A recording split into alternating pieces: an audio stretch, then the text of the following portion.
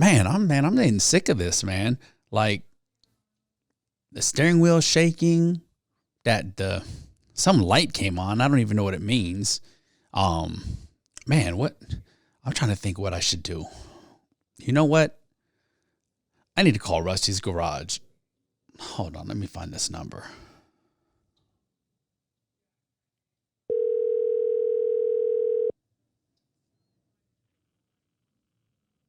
Hello? Hi, is this Rusty's Garage? This is Rusty's Garage. What's going on? What's going on? Hey, I got this issue, and I don't know what it could be, and I was told you were the man to go to. Okay, what your vehicle is it? We're talking about a 2009 Honda Accord. Okay, do you have the 4-cylinder or the V6? It is the V6. Okay, and what code are you getting? Have you scanned it yet? Did you bring it to No, store? I got this weird little light that just popped on. It's like this little orange light, and it's got little like a shoe horse thing.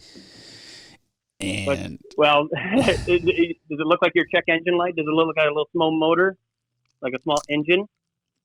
Yeah.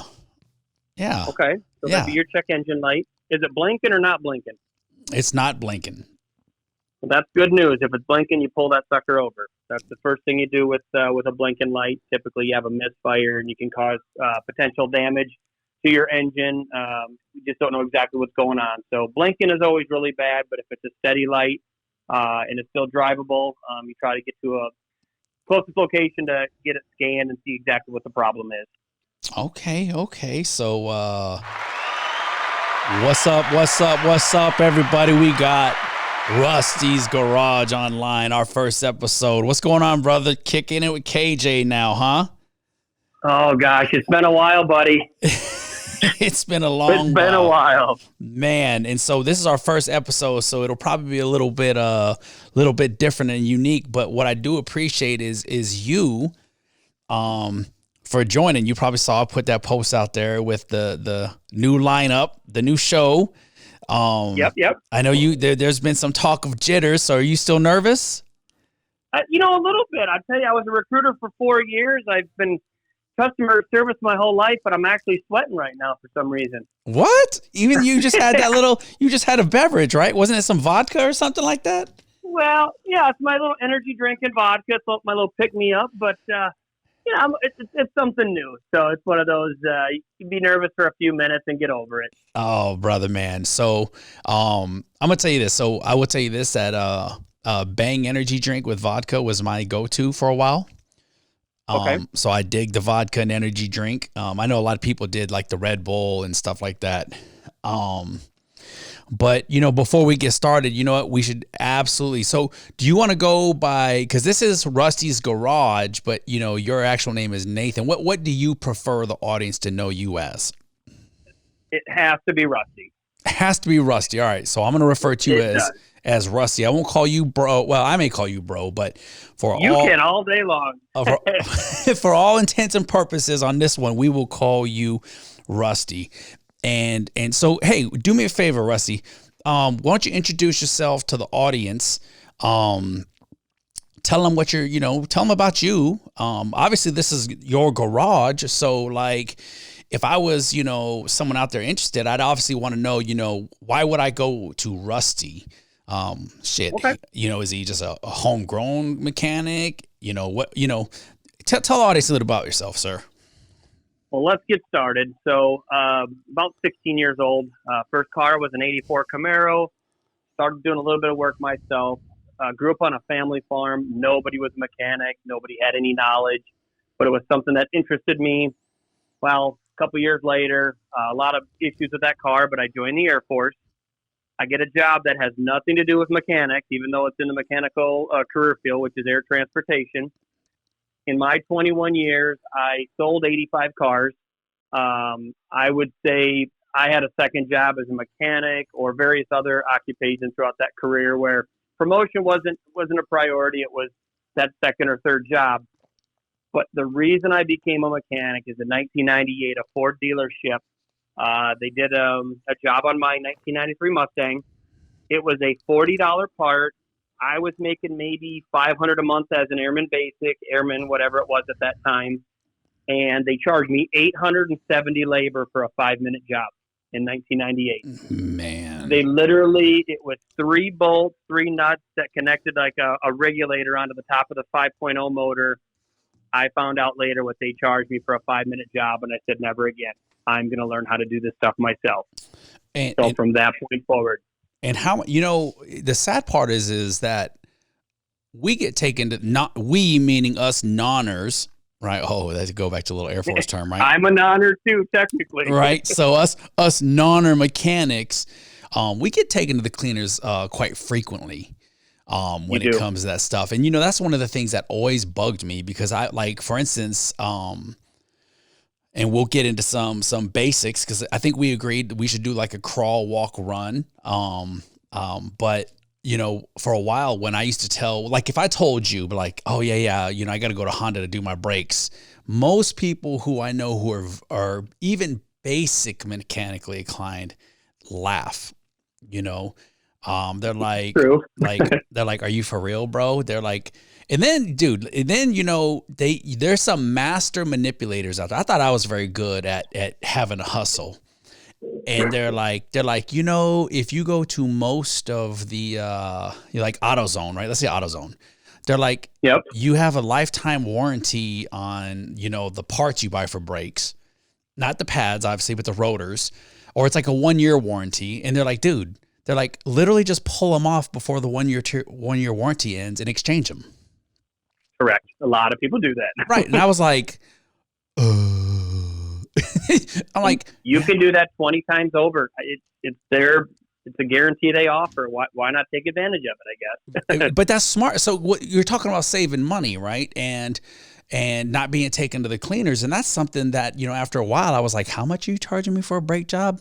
And then you start hanging out with folks like you and other mechanics. They're like, dude, that's literally like an hour job at max inside Correct. your garage. If you got the right tools, which you don't have to have a lot of them. But anyways, that was something that stood out to me when you talked about being taken to the cleaners. I do want to delve into this before I run a few things past Rusty's garage. And, obviously we're going to crawl, walk, and run. Hopefully this will get to a point where I have no plans where I can just start sipping on some syrup or something like that. And we can both, they might be like, man, y'all didn't even talk about cars. What I would love for There's a lot to talk about in the world. There's a lot going on. Oh, I know. I got to be honest with you. I was like, all right, we're doing this Rusty's garage. And the selfish version of me said, okay, how long before this page gets shut down again? It did get shut down at one point, correct? Dude, I mean, I got a lot of my friends list went up quite a bit, and I know it's from one person, but really, yes, all you. No. I was gonna say I sent some people to your direction. I sent like 4 now, but I tell you, after this podcast, I got people asking. Yeah. Yes, I do. Oh, I've talked to some farmers up in Minnesota, guys I grew up with. They want to listen to it while they're combining or in the tractor. I got buddies that, I don't see every day, and they, it's a good way to, you're not really playing catch up, but you're seeing what someone's doing with their life. Yeah, I love it. And to be honest with you, I actually, when we posted this, that you were coming up, some folks that I know locally were like, man, I really wish he lived here, because there's some nonprofit folks who have vehicles who would have loved to have, hired you for your services, because here, again, you get taken to the cleaners. And while it's like the labor is not free, usually a lot of these guys are vets. And I know you've worked on my car before.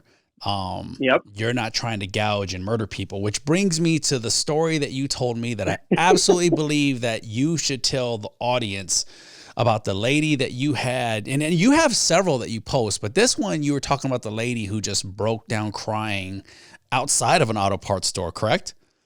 It was about a week and a half ago. Oh man, do you want to tell the story?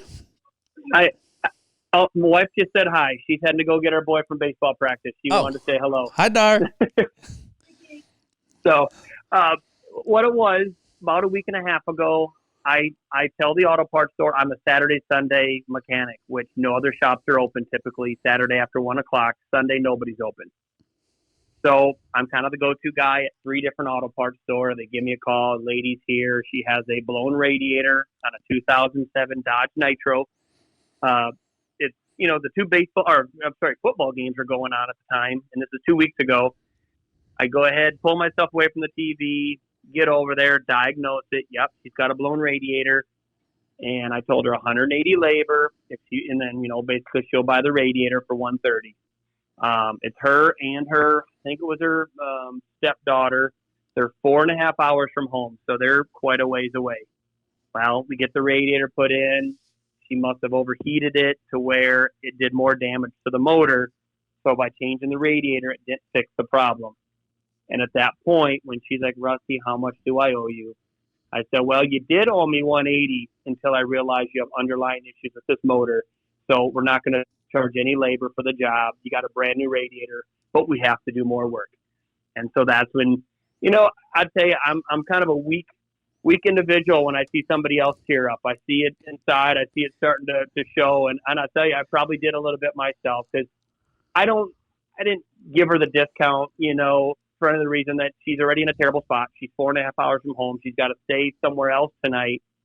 And she's got to think about paying labor on a job that still didn't fix the vehicle. And so fast forward a little bit, I said, hey, if you want to bring the car to my house, I'll work on it over the week. I did offer to rent her a vehicle, which, I got a couple vehicles here. But she ended up staying with her brother-in-law. And then I think she got a ride down to her house the next day. But I still have her vehicle here, but I charge no labor because it's really difficult to see somebody knowing you fixed what problem they thought they had, but there's way more wrong with that vehicle, unfortunately. Yeah, you know what I love about that story is, I always use the quote, creating a community of care, and often that's associated with just leadership stuff. And I love it because it's not just leadership. I mean, there's just good old grassroots. I'm a human. You're a human. I've been through shit. You're going through shit. I have a talent. I can help make it go away without you being murdered. Going back to your why of when you had that Ford Mustang. Yep. Man, I love it, man. So I think, what's up?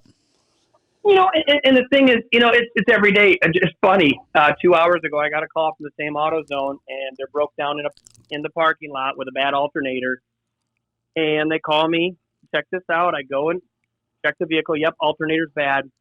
Ends up being like a $900 job at the dealership. I just finished up 4 minutes before you called me. It ends up being $432 versus $900. And I had to tell the people, I'll bring it to you after the podcast. But, they're going to have their car back tonight. And, I picked them up, brought them here, and brought them back to their house. And I'll go pick them up because they only have the one vehicle. Wow. It does feel good. And you know what? I'll get future customers from them, and I'll most likely keep them as customers for a while. But again, I don't know. I think it's just the right thing to do in this world. And too many people, the right thing isn't what they do. Well, I think we just figured out, as, businessmen, we just figured out one thing that you can charge them. That's free. That's it. Subscribe and share. Yep. That's it. Say, hey, I'm doing a podcast. Subscribe, share. That's free, but it also gets what I do out. And then hopefully, hopefully it won't get too, well, that's such a double-edged sword, huh? Hopefully you don't get too busy to where you have to start saying, okay, now I got to start charging. Or you say, hey, I am not going to charge, but I can't tell you when I'll get to it. I've had to do that. And that was when I was in Virginia. We got to the point, I had 2 mechanics. However, fixing cars wasn't their priority. Coming to work on time wasn't a priority. So it got pretty messy. And it got to the point where I'm glad we PCS to Texas. Yeah. And I'm trying to think, was that Virginia? Where were you where you had some problems with some neighbors? That was the big one. Same house in Yorktown, Virginia. Yeah. Okay. Well, dude, I remember driving there all the time, and you had it looked like a car dealership.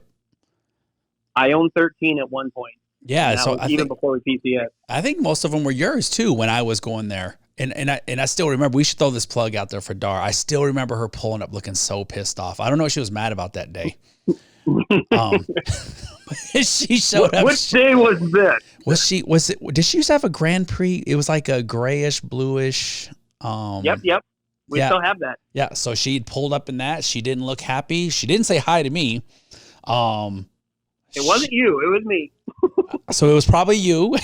No, you just said it was you. 90% chance. And so anyways, I just remember that day when I went there, because I think we were talking about the work that you were going to do on the Honda, which is funny because before we dive into everything, I finally, I just got my truck, my first truck ever. Beautiful truck. Oh man. And I love it. And then I see you post about needing some work done on yours at 40 something thousand miles. I'm like, 4,400. Oh, 4,400 miles. Holy crap. So going in Tuesday for an intermediate shaft. You'll need one soon, I think. Oh crap.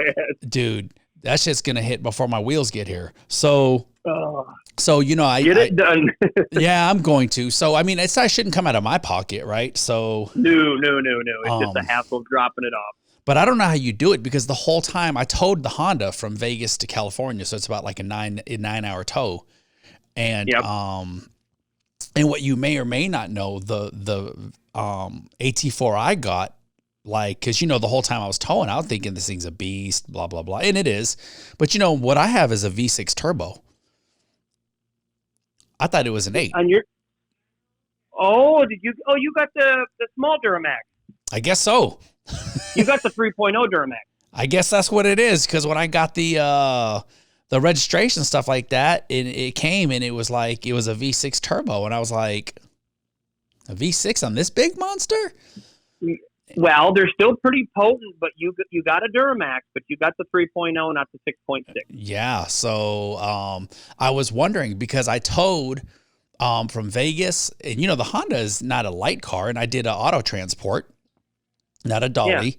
Yeah. And well, I'll tell you this, I can make it from Sacramento to Vegas on a 9-hour drive, I think pretty much on one tank of gas. How many miles is it? 9 hours at even 550. Yeah, somewhere like that. I was about to say just 600, south of 600 miles. Wow, I tell you, that's good mileage for a truck of that size. Yeah, I couldn't believe it, because I was driving. I was like, man, it's staying on full forever. Anyways, but I was thinking about you the whole drive, because I was thinking about how you tow a lot and you move around a lot and stuff like that. And I had the worst migraine because of the stress of towing it all the way there. And you look in the rearview mirror and you kind of get shocked because you think someone's tailgating you, but it's really your car you're looking at. And I had that a few times. And because the thing's lifted so high, I went and got a tow hitch that was like an 8-inch drop. And I wasn't sure, and I wasn't sure that if that was the right, I mean, the car looked level. Yeah. And the truck has a thing where I can hit a button, and on the windshield, it'll show whether it's level or anything.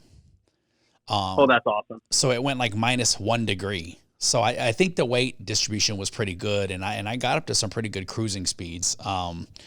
Probably a little dangerous, but yeah, we won't talk about that. Did you say it was a two-wheel dolly, or was it an actual full-size trailer? It was the full size. So the Honda was pulled. Okay. Yeah, because the rear tires are due to be changed. Like, gotcha. As a matter of fact, the rear tires that I got in Virginia are the still ones that are on there. And that's been 5, 6. Yeah. Well, it's officially 6 years since I went to Kuwait, and I think you left in 15 or 16. I left in the end 16. Of. I left in 16. Yep. Okay, that's what it was. Right. And then that was right at the tail end of being the president of the committee that I was, and and then I retired in 17. I'm trying to think. Wait a minute. Let me see. 16. Was it 16? I left in January of I think 16 of January. Yeah. Yeah. It sure was. It was 16. All right. Gotcha. So I want to get down to the nitty gritty and for no. I think you're good. This is going to be like grand slam for you. But I think for the listeners who may listen in, some may be very versed on it. I'm hoping some don't. They're not. I'm not necessarily. I don't think some are going to be as versed in it, because one of the things that has always been a conversation piece is what we would refer to as the idiot light. And then you say idiot light, then someone's offended. And then, myths, like for instance, I've been told like once the light comes on, it's kind of really, you're being reactive. Correct. Okay. So I was going to say true or false. But I was talking about the light that was coming on. And so I think the biggest light that throws off anyone is the one that says you have low tire pressure. No, 99% of vehicles over 5 years old have that light on, it seems like nowadays. Right. So what would you tell the listeners when it comes to like just basic fundamentals of the vehicle? And I think it's one of the most undervalued maintenance you should be doing to your vehicles is checking the tire pressure. And it's one of the biggest ones. Absolutely. Okay. So let's talk about that one, because they don't want to hear what you got to say, not me. The first question I'll ask them is, and typically a car comes to me and it's not for the tire pressure sensor monitoring system, whatever you kind of label it, there's different names for it. But most of the time the vehicle comes to me for check engine light, airbag light.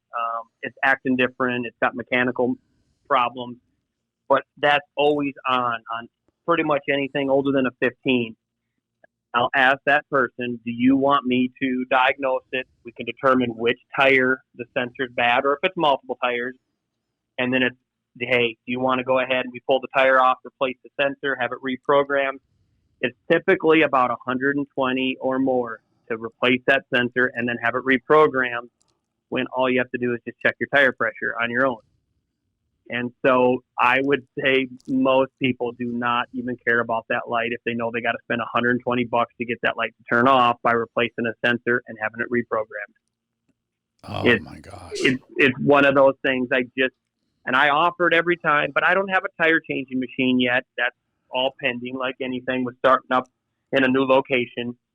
But it's one of those, do you want to spend $32 on the sensor and then have it put in, because you got to take the tire, separate it from the rim, put in the new sensor, put it back on, and then you got to reprogram it.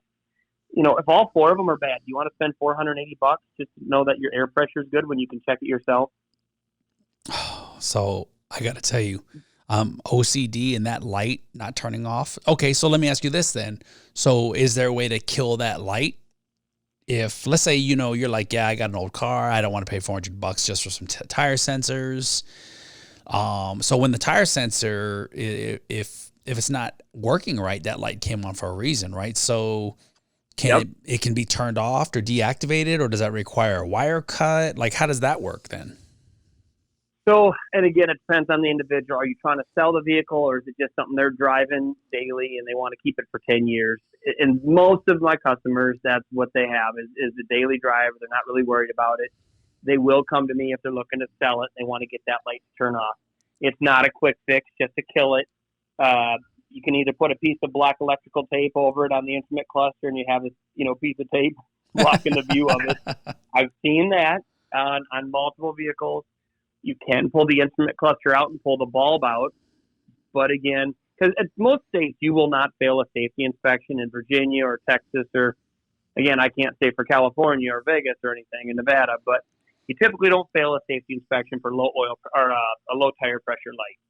But you will fail for airbag light. You can fail for check engine light in certain states. It depends on where you're located.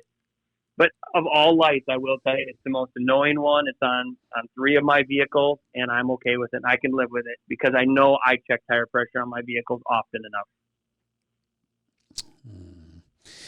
Maybe not the right answer, but it's the cheap answer. No. I mean, this is Rusty's garage. I mean, so it's what you would advise, I mean, like you can literally go to AutoZone and spend like what, $1 or $2 on the little tire pressure thing, and the little stick comes out and it says this many PSI. And that's what I tell people, just check your tires more. If it's like an older couple, that'll be the other one. That'll kind of be either check them more often, or let's get it fixed, so at least when they're low without you having to check them on a weekly basis. Right. And so let's say you were one of those types who knew to go, like, I think you can go to any tire place usually, and they have like a service where they'll just check your tire pressure and fill it up with air. Correct. What's the frequency? So let's say you got lazy ass like me. So I'm very Yep. much a big idiot light guy. You know, I always like usually low profile tires on my cars, so they already look almost borderline flat. Yep. What's the So frequency that people should be checking their air pressure?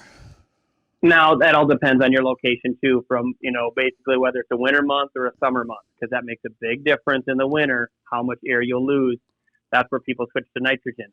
And if Okay. you do nitrogen filled tires, they don't have a fluctuation in PSI change like you would with an oxygen filled tire. And Oh, so got it. I tell people, if you're coming out of Minnesota and it's negative 30 and you drive south to Texas and it's 60 degrees there, be checking your tires. I mean, it's a 90-degree difference, from one day to another. Think of semis and stuff. Right. And So, that's a big factor. is it more? It's more PSI in the cold weather, or Less. or less? It's right. So it's right. Yep. So in cold weather it's less PSI, and in the warm weather it's higher PSI. Yep. Because think about this: if you have a tire pressure monitoring system and it shows you're at 32 psi, go drive 30 miles and you'll be up to 35 psi. You'll actually gain 2-3 pounds over that drive. You just basically you're warming up the air, warming up the tires. Got it. And then because Kinda crazy. the rubber also stretches, right? Oh, it does absolutely. That does. I mean, yes, it does, but that's usually not the psi change; it's the temperature of that oxygen itself. Mm. So it's fun. It's goofy. Well, so there's another idiot light that I want to talk about, and I don't know if Okay.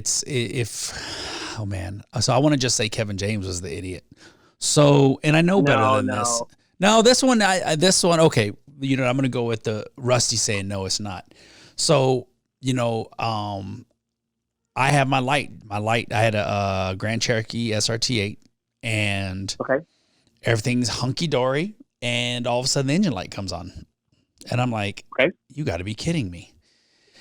And it cost me an arm and a leg just to find out the gas cap wasn't tight. There wasn't a good seal at the gas cap. That's a big one nowadays. 1 in 3 cars, that's what it is for your evap small leak. Evap emissions, small leak. Right. So what is that? So like, let's say you have so they said I had a bad gas cap. And I'm like, well, I bought this shit from you. So, so they replaced it. But you just talked about the seal, right? What did you refer to it as? It's your evaporative emission Your system, emission and you got system. small leaks, big leaks. It's all for your basically emissions for your vehicle to run smoother, and you're more environmentally friendly, and we're saving the ozone layer. Got it. So I guess the foot stomp aha moment, Rusty, is like if your check engine light comes on, what if you just got gas? Go make sure your gas cap's on all the way. Is that what? So, and then 90% of people don't have a programmer. You can get them for, I've seen them as cheap as 35, as much as 55.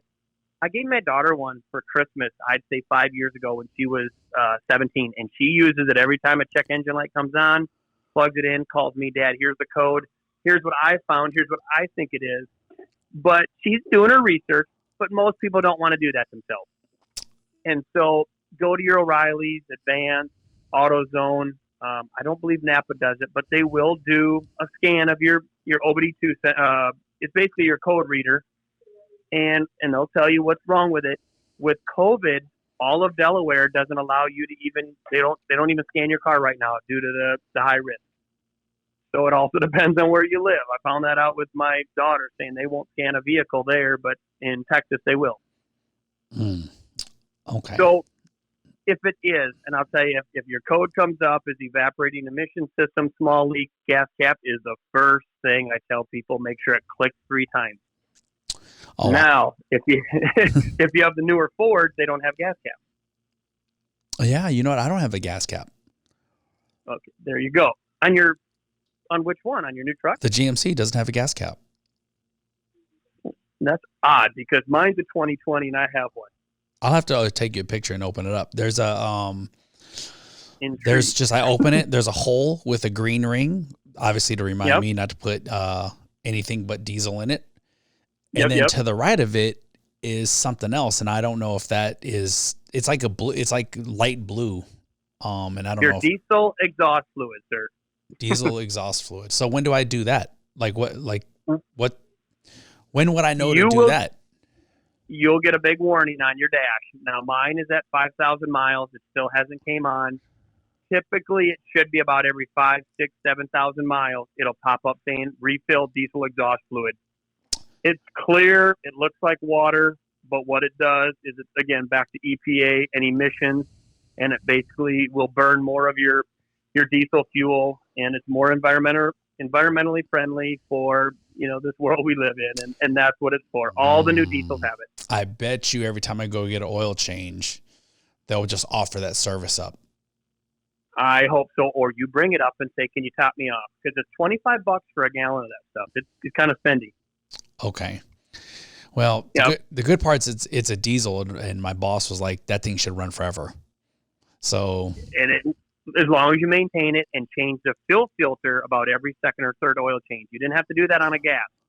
On diesel, change your fuel filter often. Okay. Well, yep. We're gonna keep taking pictures of our trucks, and hopefully you'll remind me, Rusty, to say where are you at on mileage, and have you changed this? Well, that's your first diesel, right? Yeah. I've never had a diesel before. So big lesson. I'll tell you. We'll do future. Obviously Rusty Garage podcast. But if you get up to those northern states and it's under, it's below zero, you got to be careful with what diesel you put in, or you need number one instead of number 2 diesel, because it'll gel up and you're stuck with a vehicle on the side of the road, because it actually will gel up like a foam, like insulation. Oh, wow. And so really, like Right Stuff. Yeah. Like Right Stuff. You know, that foam that you spray and it expands. Yeah. Diesel fuel does that. Gasoline won't do that. So if you transition from warm, let's say I start out with number 2 in Vegas, right? Because it's not, where I'm at, it's not that freezing cold. Are you saying it's where I've got to get somewhere where it's like Chicago right now? Yep. So I mean, the chances of me transitioning, you see what I'm getting at? Let's say you have number 2 in your system and you transition into this freezing Arctic weather, because you can go 500 or 600 miles in a tank. Are you saying when you start seeing that, pull over and get the number 1? Does it make sense? Because let's say half the tank you can mix the two. You can mix the two, but I tell you, if you are unaware of diesels and how they work, I mean, don't get me wrong. If it warms up to 30, 40 degrees, it'll take a few hours and it will ungel and it goes back to diesel state. But you got to wait a couple hours for it to do that. Now, it's got to get pretty cold. Like I think it's even got to be even more than negative, or below zero, maybe 20 below, 30 below. But I mean, Minnesota gets that cold. Wyoming, North and South Dakota, Wisconsin, Michigan, they get chilly. Okay. So, that's something to think about. Yeah, if you get there, say you're going home for Christmas and you're from the north, and you're driving a diesel, that's something to take into consideration. Man, that's pretty sweet. Okay, I didn't know that, so I appreciate that. And hopefully any listeners out there who are first-time diesel users, absolutely pay attention to what Rusty's saying. And anybody listening in the comments, if you got a funny story, you should go ahead and tell us a little bit about that. I'm sure Rusty will get a kick out of it. And, oh, by the way, it just arms his arsenal to tell people more stories of what to be cognizant of and aware of. Absolutely. All right. So I had one more brakes. I wanted to talk about brakes. Okay. And I think, when we talked about oil changes, the lights, and brakes, I think those, because, oil changes used to be super, super easy back in the day. Super easy to do at home. Correct. And now it's like they purposely are, you have to take the exhaust manifold off and remove the alternator just to get to the filter type deal, and maybe that's a little over exaggerated, but I knew over time they started making it a lot more difficult to do at home unless you have the special tool. Is that true or false, or what are your thoughts on that with the oil changes before we move to brakes? So what I'll say is this: when it comes to your Mercedes and BMW, Audis, some of the higher end cars, they put all the body cladding underneath these vehicles and on top. It scares you from wanting to touch your car. You look on your motor and it's just a solid piece of plastic. You look underneath, it's a solid piece of plastic. It's intimidating. You can't see anything. I'm going to get a mechanic. Whereas you got your GM, Ford, and Dodge, you look above, top of the motor, you can see some of these oil filters are up top where they're an actual external filter where it's literally just the filtration part itself that gets dropped into basically a housing, or you got the old style, which is a steel oil filter that you basically screw on wherever it's located on that motor. But I will tell you, they're way more intimidating now with these new vehicles where they put them in bad spots. You need some of these really large sockets. I've seen them as large as an inch and a half socket just to take off the oil filter cap, where, again, they hide things. These engineers are smarter than you and I, but they don't make my life or anybody's life easy for the most part. And so right now, a typical oil change I've seen them as high between 75 to 175 for some of the new BMWs. That is crazy. How long do you think what do you think the real value of that oil change is? I mean, obviously the real value is your car not breaking down, but I mean, they're charging that much. And sometimes I can't help but to think it's just mostly because of the name. Well, check this out. So some of these new motors take 8 quarts of oil. You can get 5 quarts of Mobil 1 full synthetic at Walmart for $25. You got to buy 2 gallons. So now you have to buy $50 in oil. A good filter is going to run, if it's K&N or Bosch or STP, you got Fram, they run between $4 to $15.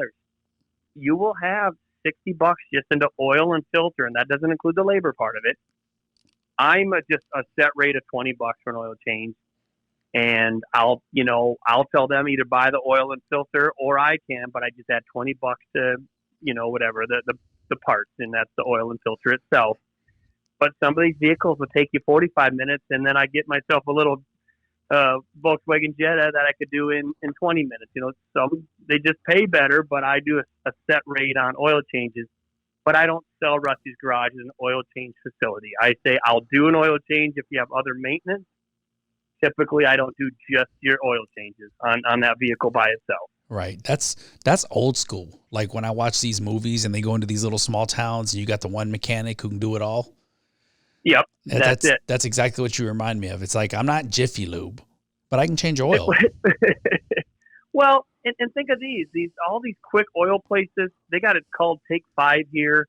Jiffy Lube, like you said, they've already did undercover cameras and found out they weren't changing the filters because people were marking them with a pen and found out, okay, they just left your filter. They only changed the oil. And to me, it's one of those, there are these places that if they do it right, they do it really quick. You can be in and out of there in 15 minutes, and it costs you $50 to $75 for full synthetic. And again, it's not bad, but you got a lot of inexperience in these places because they're not making enough money.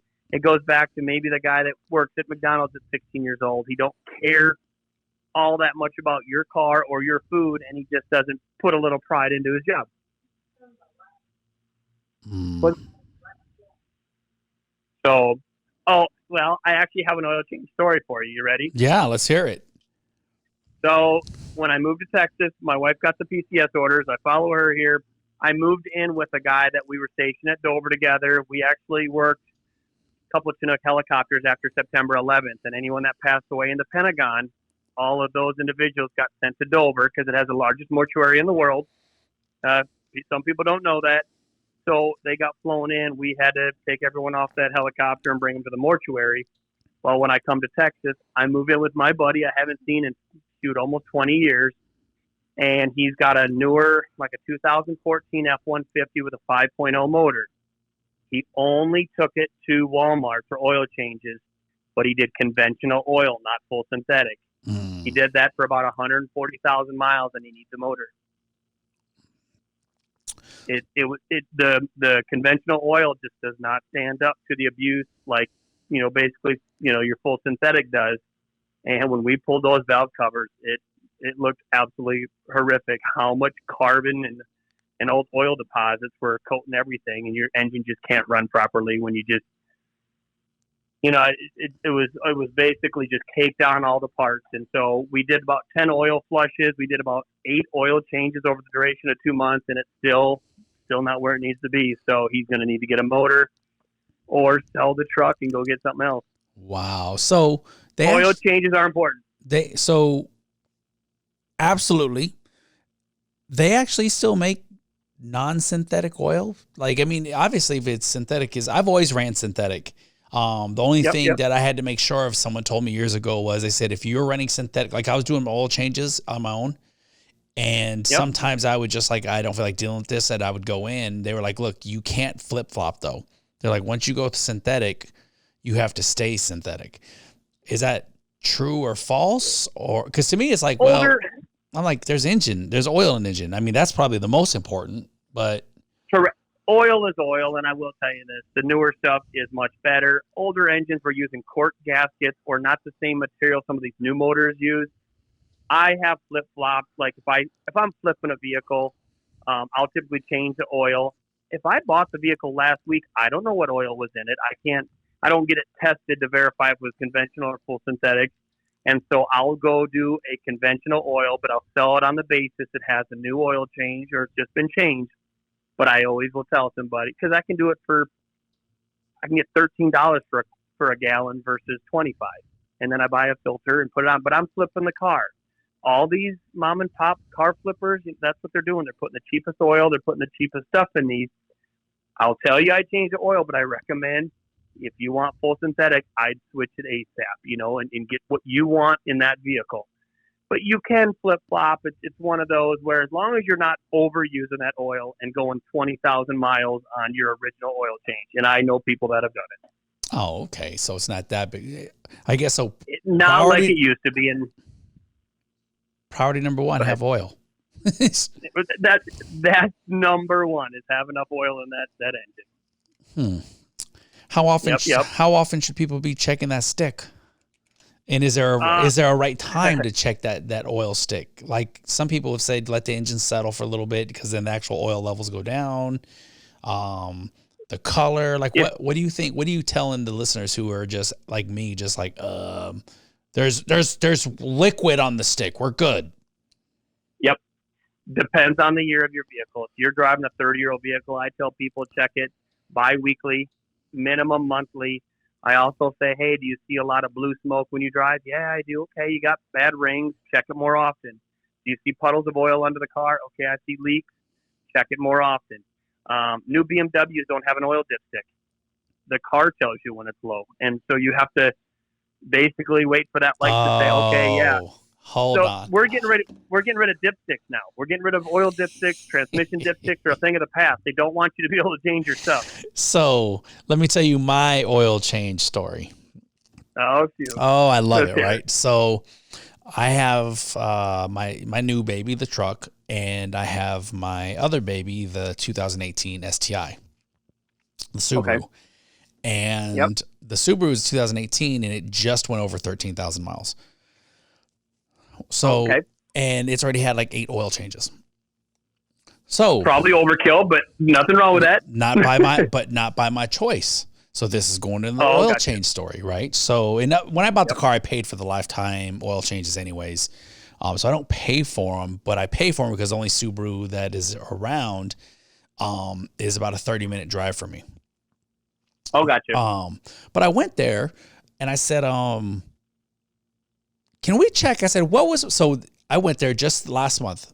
I can say it was January. I went there and I said, hey, can you check the last time I was here and what was my miles?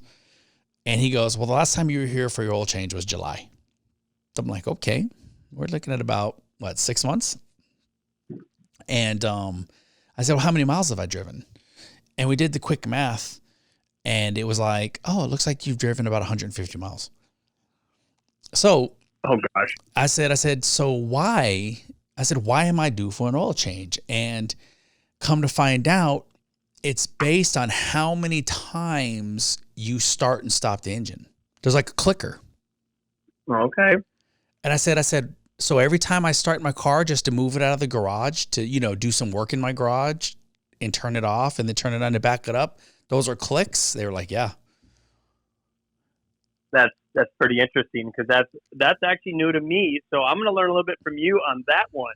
Because I do know people, like you said, pulled in out of the garage versus you drive 30 miles to work each way every day. So one guy might be driving 60 miles in between start and stop, and you're driving 30 feet. Yeah, I said, if you're going by, so that you made me think about that when you talked about BMW, the computer tells you. Well, my computer tells me when I need an oil change based on how many times I hit that start and stop Wow. on Yeah, the keyless. and that's overkill to me. But again, as long as they're free oil changes, but always keep this in mind. You got low miles on that vehicle with 13K. But with these free oil changes, it gets you back into their establishment. And I'll tell you, give it a couple more years, you'll be you'll be in 2023. Okay, you'll be a 5-year-old vehicle. They start just finding things wrong with your car. I mean, they get you in for the oil change, but before you know it, they're going to need an oil pan gasket. And you only got 24,000 miles on it. Yeah, well, they base it on the number of years, and it happens. It's upcharged. Well, I had the Subaru has a diffuser on the back, and it has a custom AWE exhaust on it. Like has like these big howitzer cannons hanging out the back, and Subaru has a nice little rumble. And well, it was funny though. In the summer, I started having a lot of turbo lag though, and I actually had the it's back where the Cadillac converter, it may be something. There's some kind of filter back there that cracked. Because the whole garage inside of my cabin smelled like pure fuel. Oh, wow. And the car was new. The car at the time when it did only had like 8,000 miles on it. And so I couldn't help but to think, though, it was like the amount of heat. So that diffuser, I think, was holding all the heat. So you have the desert heat, you have the black top, and then those diffusers, it's a big shield. It's like a big plastic shield under there.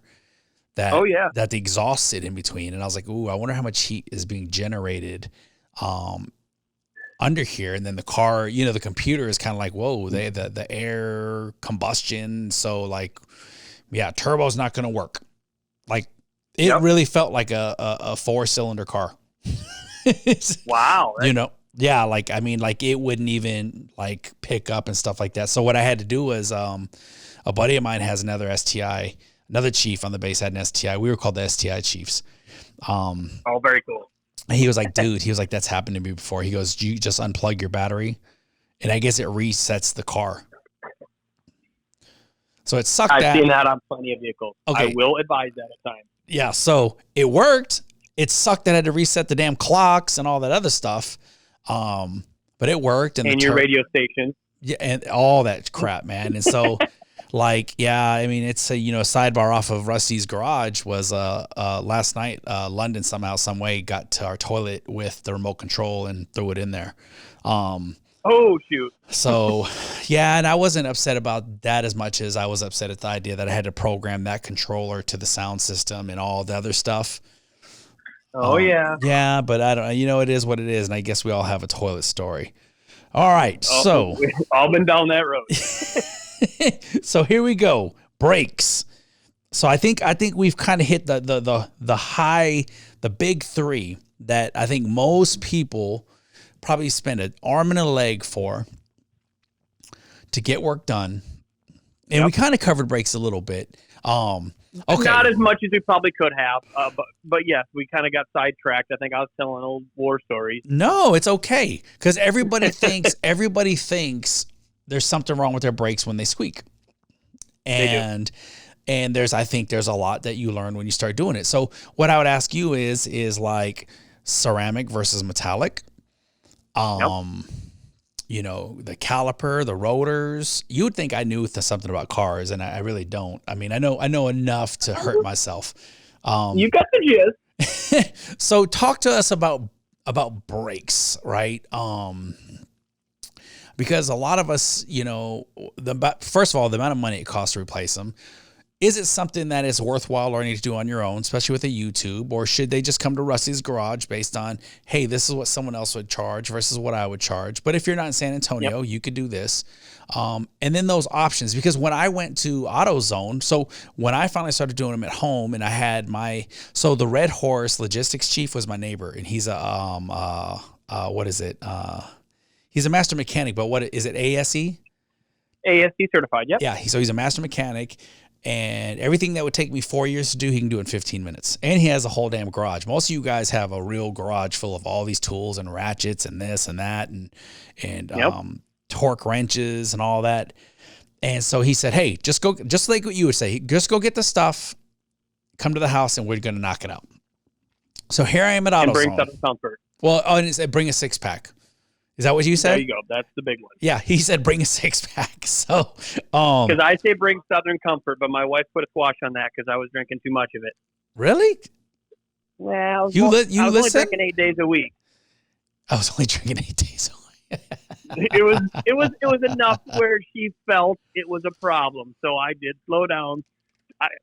Happy wife, happy life. I want to make sure she didn't leave me because it was that big of a problem. So yes, I slowed down for that reason. But I still will ask someone to bring small bottle of SoCo maybe, or like you said, a 6-pack. Oh, well, when you come to Vegas, man, we'll make sure you have some Southern Comfort and I have some Hennessy.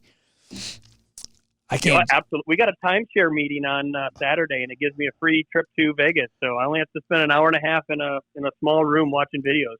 Oh, perfect. So when you guys are here, dude, we got to hook up. You know what I mean? So if you have time, and I can tell you how many times.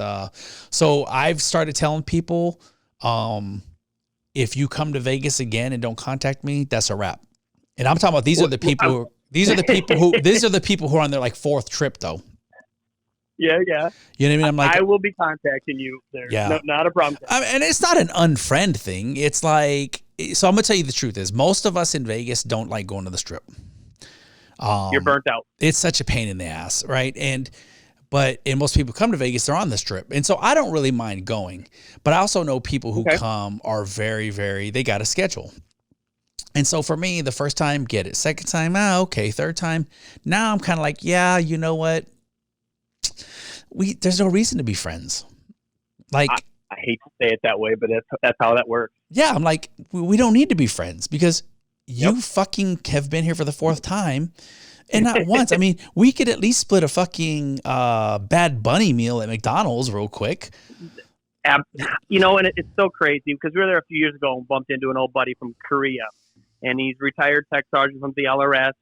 But we had a blast downtown. But it's like we contacted him. He had the time. He came downtown, which you said most people don't like to. But he took time out of his day to come see us. And granted, we reached out, but that's what people should be doing. And so if they don't, how much do they mean to you, honestly? Yeah, they don't. And I think you're a lot better at me. My wife says I'm easily taken advantage of. I think I am too. Yeah, I think you do better. Let me rephrase. You do better at being true to who you are versus me. I'm kind of like, I really don't want the collateral damage because I'm the type of guy who's never been successful without the help of others. Some of those others, while they may not bring me value 99% of the year, the 1% of the time I need help, I don't want them to be like, oh, remember when you said fuck me? So... Were you talking about me? Because that person might listen to this and remember they visited 4 times and didn't contact me. No, fuck them. So I mean that for them though. And some of them listen. Like, so in other words, I think is legitimate. I'm like, because we'll have folks that'll be like, oh yeah, I've had folks that said they're coming into town, let's get together.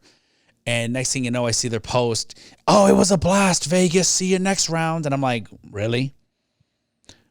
And to me, that's an insult. It's a slap in the face is what it is. Yeah, I'm like, really? And so now I'm telling folks like, let's just cut this. Let's just end it now. Like if you can come on your 4th time around and even not just want to get together for a quick coffee, I mean, it'd be different if you came into town and every time you reached out to me and I was like, yeah, I'm shaving my ass or, some stupid I got excuse. more going on and you're not one of them. Yeah, you know what I mean? Then I'd be like, hey, it's my fault why you don't invite me. But anyways, I look forward to seeing you guys. Because, I mean, last time I saw Dara was when she was here with the IG. Well, I was going to bring that up. Because, and she, I don't know if she reached out to you or she was inspecting your unit, wasn't she? Yeah, I think she was out there inspecting a lot of the CSSs and stuff like that. But Maybe that's what it was. She did stop by, and it was really, really, really awesome to see her because I know, man, we're not even talking about Rusty's Garage no more. We can pause from that for a bit. Yeah, I knew she was a superstar, and if you remember, I tried to get her hired on staff, And Well, they didn't want a married couple that had the same last name. yeah, and you know, and bless that Chief's heart, you know what I mean? But you know, towards the end, yeah, I just going back into the Air Force and stuff like that, and you're seeing it fall apart. You've seen me doing a little bit more adventurous trolling of the Airman NCO Senior NCO page, because some stuff's really good, legitimate thoughts. Others is just shut the fuck up. You know what I mean?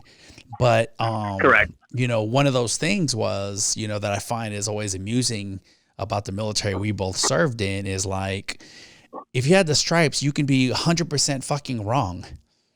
But you get to make the call. And very true. And to me, I didn't agree with that. I said, I absolutely believe a husband and wife can be on. Now, it'd be different if you were both in FSS, but that wasn't the case. You know, you were ex. It wasn't. And I never even went on trips. So it wasn't like I could even be involved in a trip. I was just a transporter that got you to your location, gave you a rental car, and put you in the nicest Motel 6 with the biggest sewer rat. Yep. That was my job. Yep. And you did it, and you did it well. So. And I had a few guys that didn't like the hotel in Des Moines, but guess what? Colonel Croxton said, Rusty, if I don't complain, doesn't matter what the senior says. Yeah. It was fun. The colonels, I used to call that the graveyard for the colonels. I was like, yeah, you're only here because you're not fucking going anywhere else. So that was their last stop. Let's just be honest about that. You know what I mean? Unless you were the IG guy, right? Oh yeah. And you know, I actually went back when I went to my last ACC commander superintendents, and I got to go there as a chief, which is pretty awesome, right? So you're walking around the hallway, and they're like, "Yeah, you're still an asshole, but you were the asshole we loved." Oh, absolutely. And oh, look, you made chief, and I said, "Yeah." I said, "I didn't make it the easy way, you know." It's like you didn't stand a chance if you were support inside there, but oh yeah, I didn't. You know, I think it was Petrie. I didn't agree with them. Chief Patriot, yeah. Patriot, right? Hey, brother. Or Patriot, yeah. Yeah, I remember. Hey, brother, you let me know if I can help. And then when I needed his help, he couldn't help, and he didn't want to help. And he's the one that didn't let Darlene. And if everyone knew us, I was the joker 99% of the time, and she's all business. Like I said, we tried working in the same office 2 weeks ago, and she's teleworking, and she pretty much had to leave because we can't be in the same office. You know, we do our own thing, and that's how we are. You know, in recruiting. We competed against each other for 4 years in recruiting. If you ever want to get divorced, recruit with your spouse. Worst decision ever, but we made it through. We can talk about it and kind of laugh, but it was a struggle, but we made it. We put in 236 young Iowans and various other individuals if they're transplants into Iowa, but we made it work, you know, but Chief Patriot didn't know that. Well, you know, it shouldn't matter. Like, I mean, I agree. Because hindsight 2020, I was a chief and I hired married people, and it was considered bold, and it was considered the right thing to do, and it reinforced that people, while they're married, can still be professional in the same environment. And it goes to show that, you know, it told me that it was like, yeah, basically you can be full of shit and just say this. And so it was always funny because, like I said, you know, I think a lot of people were shocked when I came out with the line number for chief. And that was huge. I mean, shit, I was surprised, dude. That's awesome. I made it by over 100 something points first time. And oh, wow. And I was number 2 in the career field board score. But I didn't try. I mean, I was ready to retire at the IG. I don't know if you remember that story. I was ready to retire. I made senior. No, not totally. And they were like, nope, you got to do a service commitment. And I said, okay. So I was like, okay, cool. And then the Air Force leveled me right before the service commitment. Right before that service commitment was up. So I was forced to PCS. They gave me another 2-year commitment. And I was like, all right, that's it. I'm done. And I was like, I've never made a rank first time ever. And I only got 2 shots at chief. It ain't happening. Right. You know, I mean, come on, this is chief. This is the 1%, blah, blah, blah. I was like, shit, it took me 5 times to make senior. And yeah. Next thing you know, I'm there 9 months. They're like, hey, chief, you got to leave. And oh, by the way, if you accept the stripe, you not only do you get the 2-year commitment, you have to have a 3-year commitment for wearing the rank. And so I wasn't going to take it, but at the time it was like 99% sure I was getting to Travis. in California. And so I accepted it, blah, blah, blah, blah. Here I go, waiting for my orders to Travis. I get a message on my Facebook Messenger from another buddy of mine. Hey, so-and-so's going to Travis. Where did you get orders to? I was like, you got to be kidding me. And you always find out. You're moving again. Dude, well, I didn't get Travis. So I was like, I put Travis, Vandenberg, and then Nellis. They were all available. And you're close to family in Vegas or in California, right? Right. And so I picked everything closest to Sacramento, and they were like, well, you're going to, I ended up finding I was going to Nellis, which turned out to be the biggest. I love it here. I fought hard to get back to, I had two chances to get to Travis. And at that time I said the Chiefs group screwed me. And so I got a little more bitter, and I was like, you know what, I'm done. And I thank God every day that I did not end up where I thought I wanted to be. Oh, so yeah. Yeah. I mean, I couldn't ask I couldn't have asked for a better retirement. I couldn't have asked for, God introducing me to my soulmate. I mean, cause you got married what year? Oh, here we go. You put me on blast, right? 17. Oh, shoot. Now you're going to be in trouble. No, 17. 17. Okay. Yep. So, officially in November of 17, but we celebrated with the ceremony in February of 18.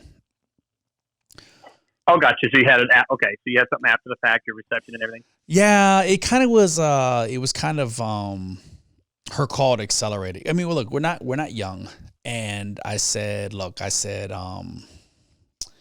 I'm not in the mood to fucking waste my time in bullshit. I just wasted a whole lot of time, and let's not go down that route. But you have an idea what I'm talking about. Yeah, I do. I said I don't want to waste time. Like, meaning, like, I don't want my time wasted. I was like, look, I'm here. I made chief. I'm single. Like, if we're going to do this, then we're all in, and that's that. I mean, we're making it work, and it has been nothing but gold. It's just, dude, it's that's a awesome blessing, to man. hear. She is the most magnificent human being, and spouse that, and I got a little baby boy. Yep. I got, I married into 3 boys. So. Oh, wow. Okay. I got 6 now. From all boys, no girls. No, 1 girl. So, okay. Boy, girl, boy. So the girl's right in the middle. You got basketball team and a cheerleader. Yeah. And I always tell people, like, look, I'm old. I was like, but God help the boy who hurts this girl's heart. Which it's not going to go well. It's not. Which, by the way, we need to throw a shout out, and we need to say, Lexi, get better. She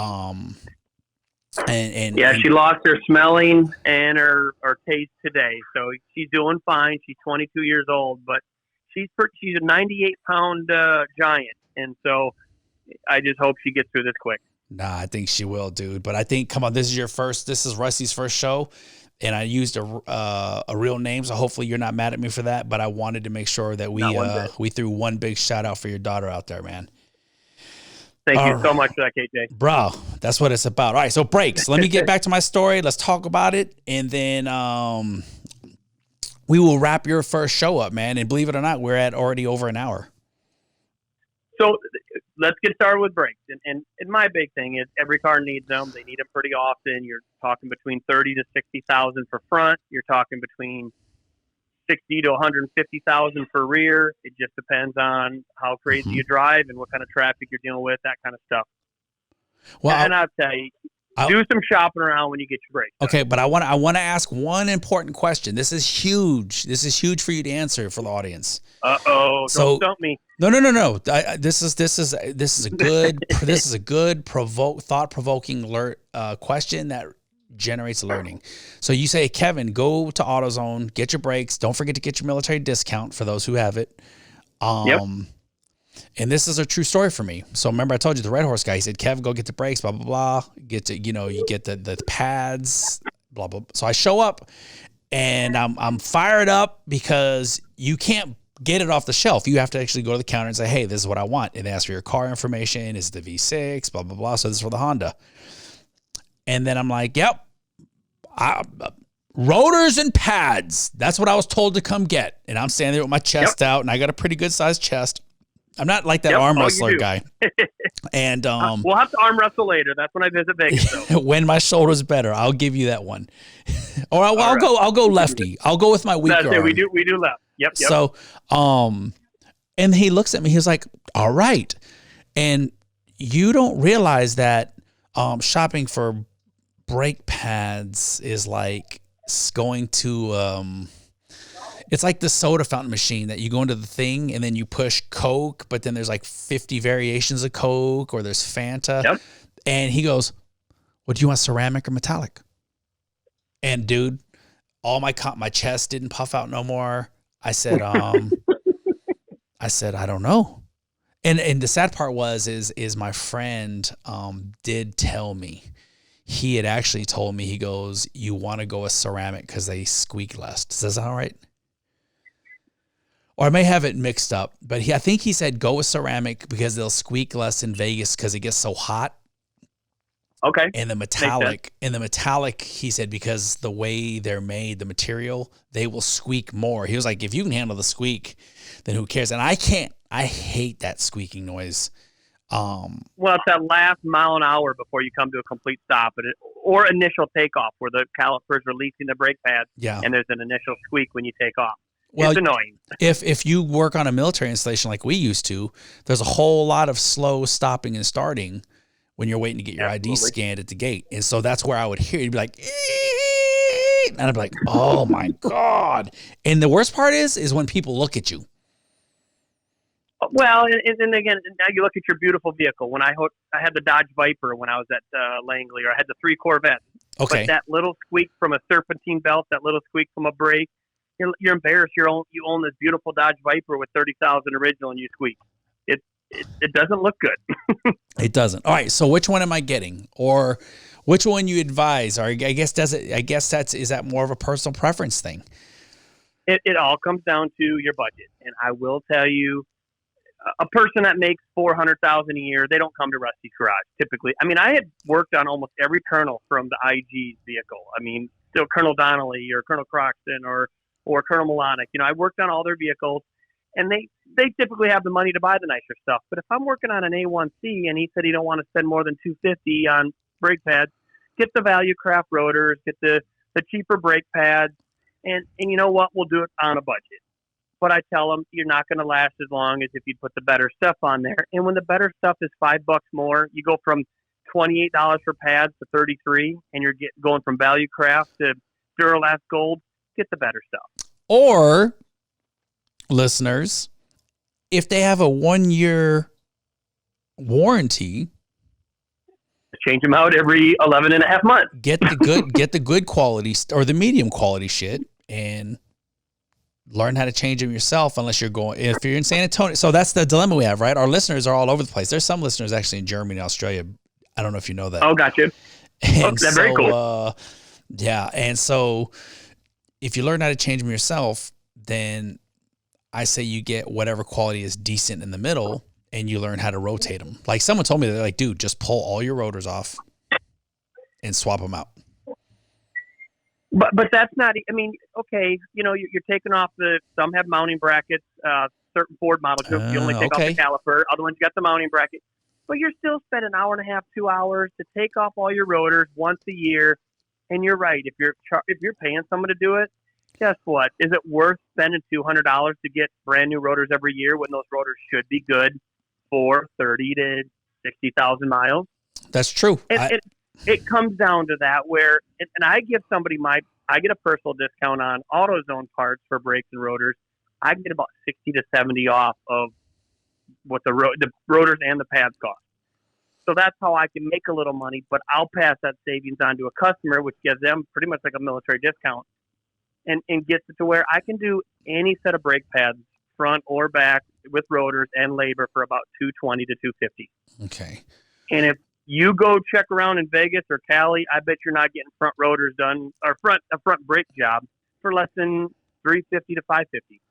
Yeah, it's or more. I think it's not cheap. I mean, listen, you know me. If I have gotten my lazy ass motivated enough to do my own brakes, and okay, and remember this, how many cars did you own at once? Yeah, 13 in Virginia. Yeah, just a registration alone, you know what I mean, and gas, and like, so yeah, even for me when I had a couple cars. Now, see, for the STI, I'm a little intimidated because it's a 6-piston caliper, and it's this big giant drilled rotor. You got to be more careful with pushing those pistons in. You know, release the cap on your brake, on your reservoir, and use an old brake pad to push them in. You're not trying to individually push each one in with your C-clamp. You got to be careful. Jaguars, you have to reprogram your caliper with a special tool to push those calipers in. I had an incident because I was new to it, and I don't know if you remember a Master Sergeant Holyfield out of Virginia. I think so. Okay, he's a first shirt, just graduated last weekend. You know, amazing dude. Him and his wife, both active duty, and he had a nice Jaguar. I did a brake job before he left to PCS, and those brakes acted up because I did not know there was a reset on the calipers through the computer system when you change out brake pads. And I end up returning all of his money because he had to. So I gave him everything back that we had into it, and he had to get the brakes redone 300 miles down the road. Oh. I learned my lesson. So, wow. Even these new vehicles are not as easy as, you know, it's just your typical Chevy Cavalier, that $30 rotors, $30 brake pads. You swap it out and do it yourself for $90. Well, there's more to these vehicles now. You think they're doing that on purpose? They're making it more difficult to work on your stuff. I mean, technology is amazing. Don't get me wrong, but again, they have it now where your computer is taking diagnostics of your brake pads to know how worn down they are. So it'll know how far that piston comes out, and that will tell you the brake wear, and it will say change your brake pads because it knows how far that piston's pushing out. Yeah, they all got brake sensors now. Your Subaru, I'm sure, has brake sensors in it. You got to replace the brake sensor with the brake pads and rotors, so it's an additional cost. Yeah, it has. I think it has all kinds of crap. It has this one thing that irritates me is because you know it's a stick. So it has this. It has this. Like if the car is going uphill and you're at a stop, it has this automatic feature where I let off the brake, but it stays braking, so I can do the clutch gas. I hate it. Oh wow! I hate it because because I know how to drive a stick. So most times I know on a hill how to kind of, work the clutch and gas so I don't go backwards, but it just stays in one place. So more times than none, I've tried to accelerate and go, but that brake is still engaged.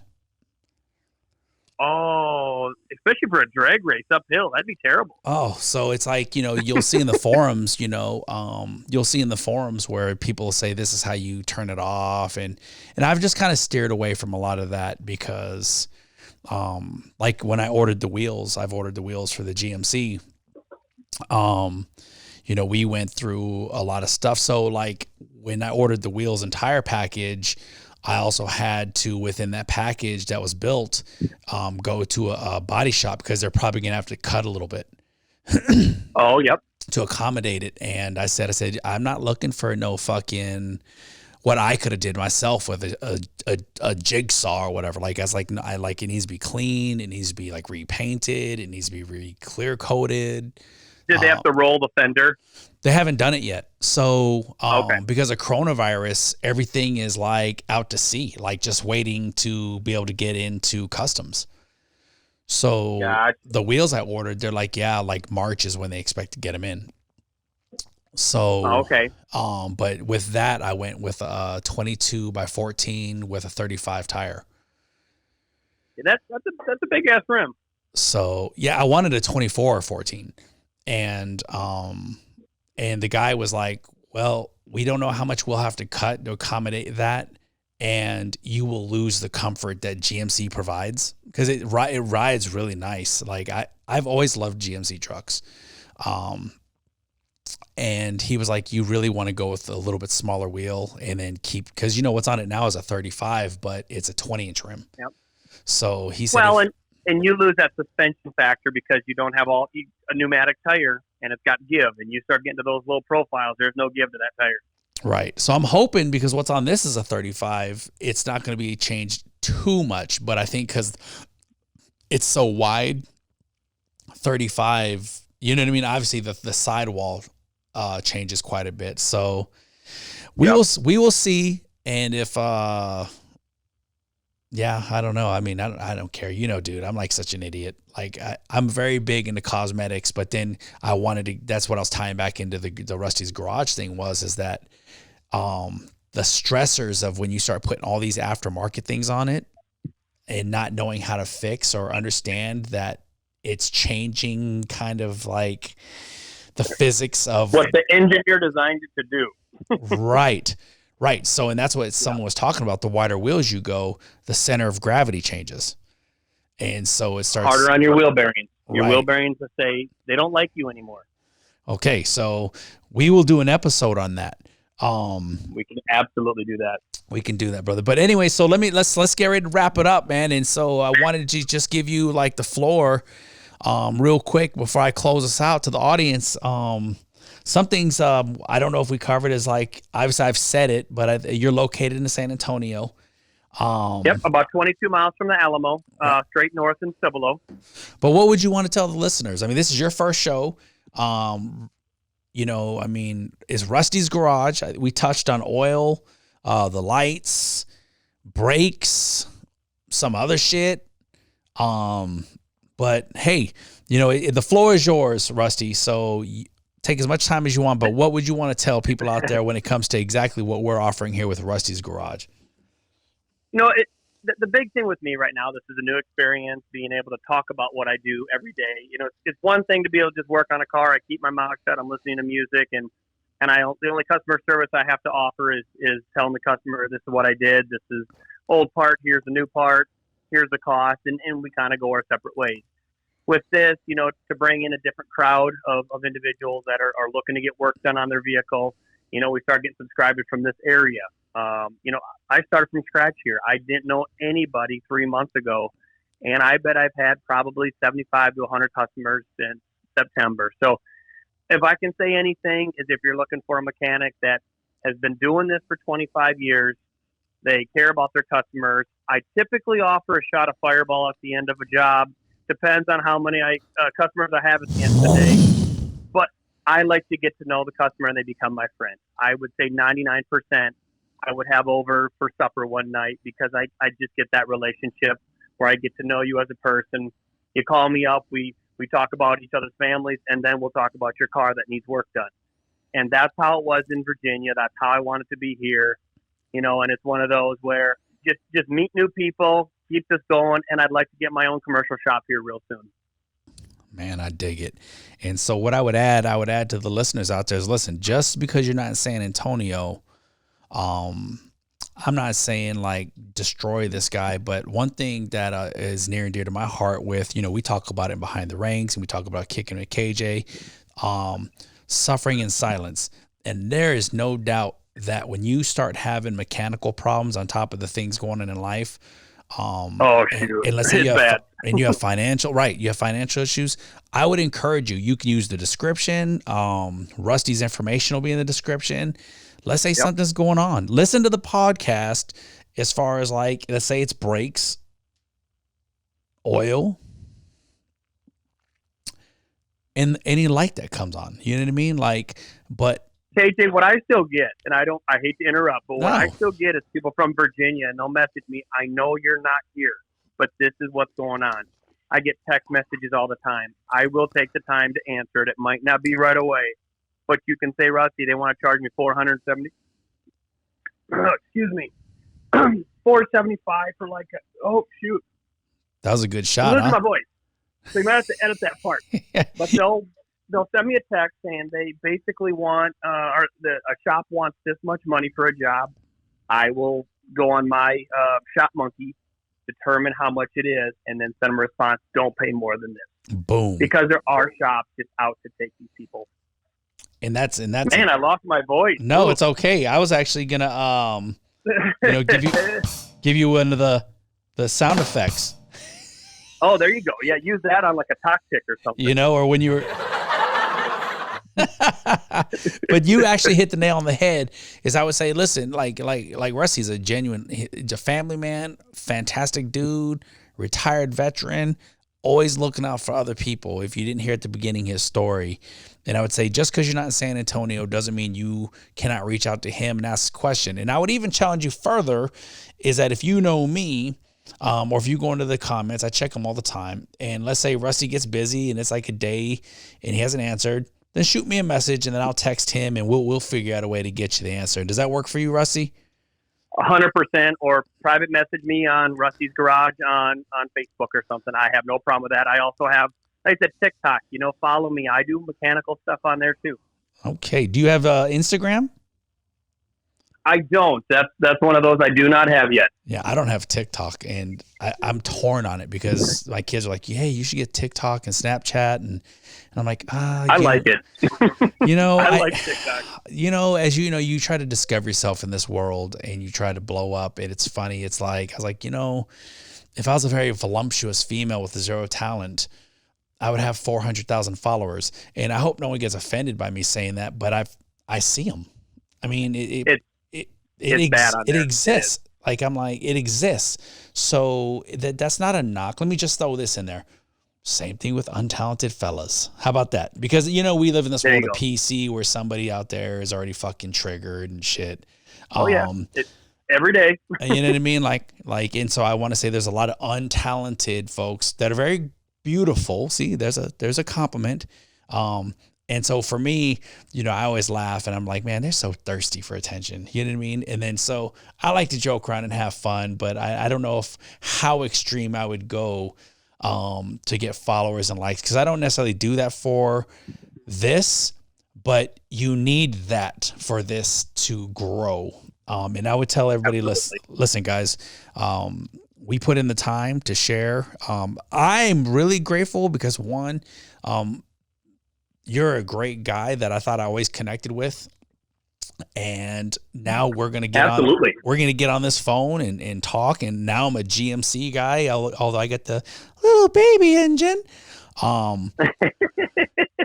We won't talk about your small 3.0. No, it's okay because you know what? It's entry level. You know what I mean? And so, so the funny thing is, originally I was going to get the same thing you had. They had a black 2500 Denali. So that's what we were going to get.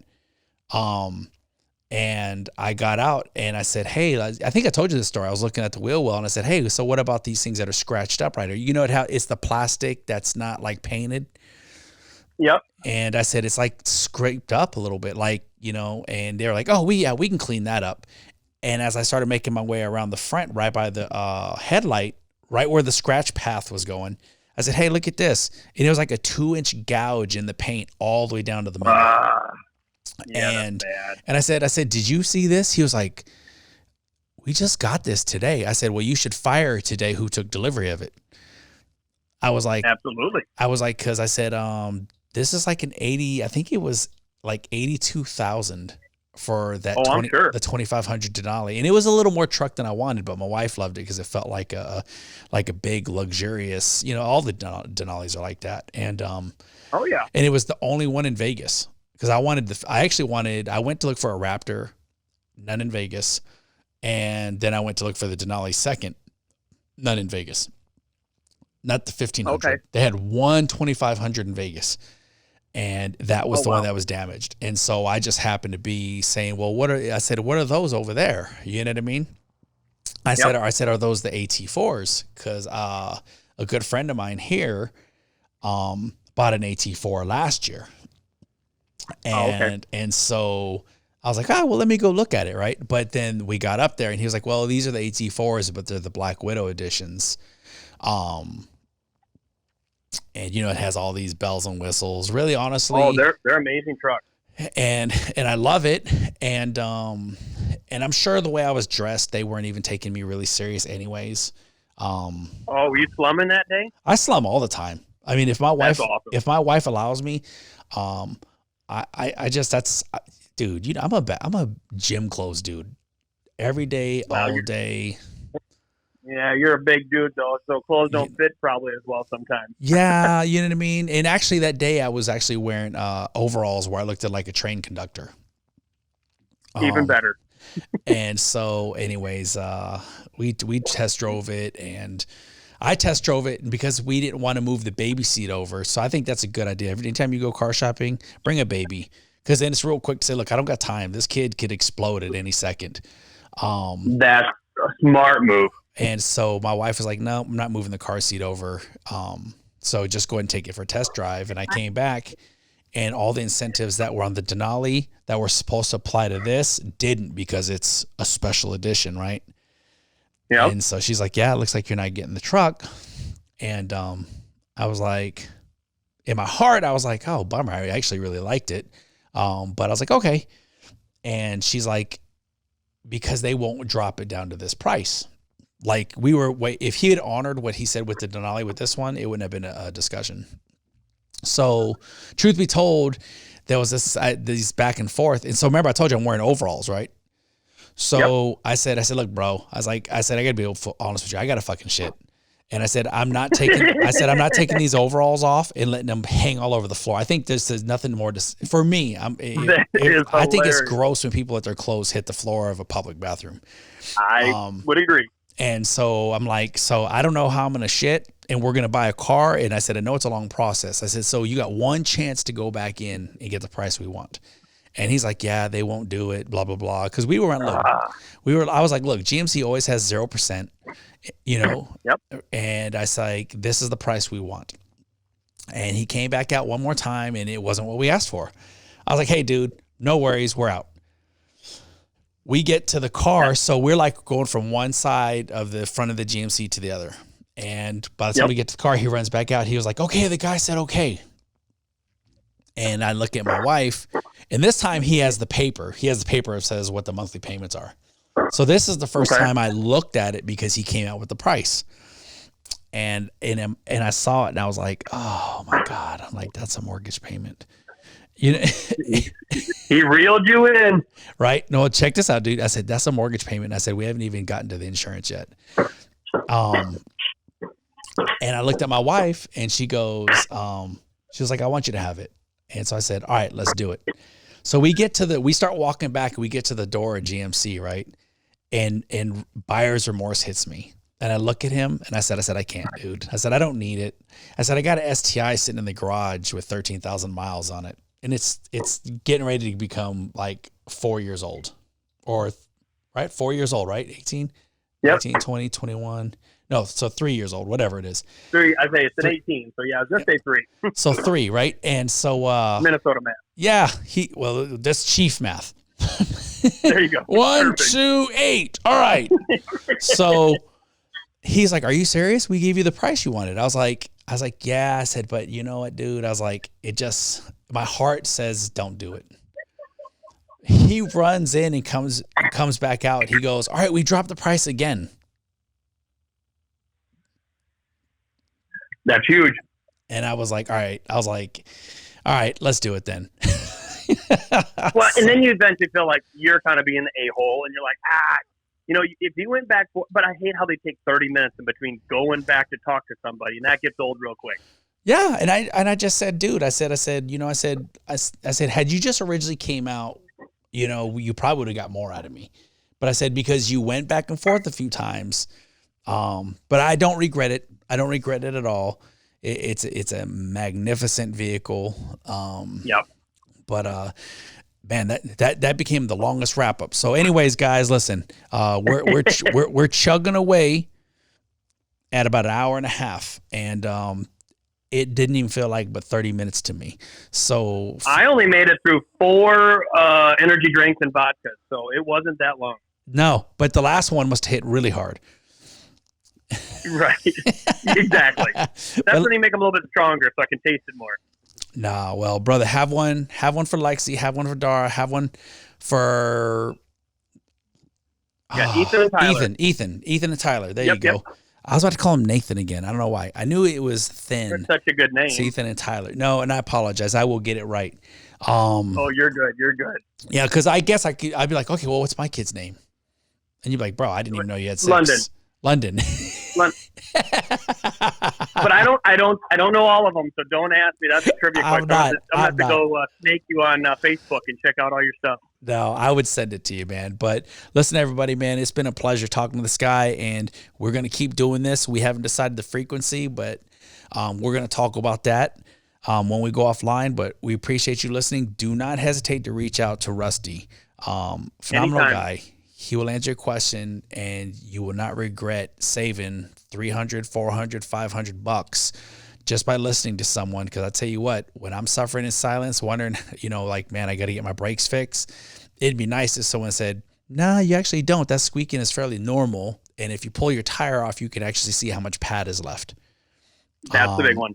Yeah. So don't be afraid to ask. And hey, thank you for joining us, guys, and take care. Bye. Thank you, KJ.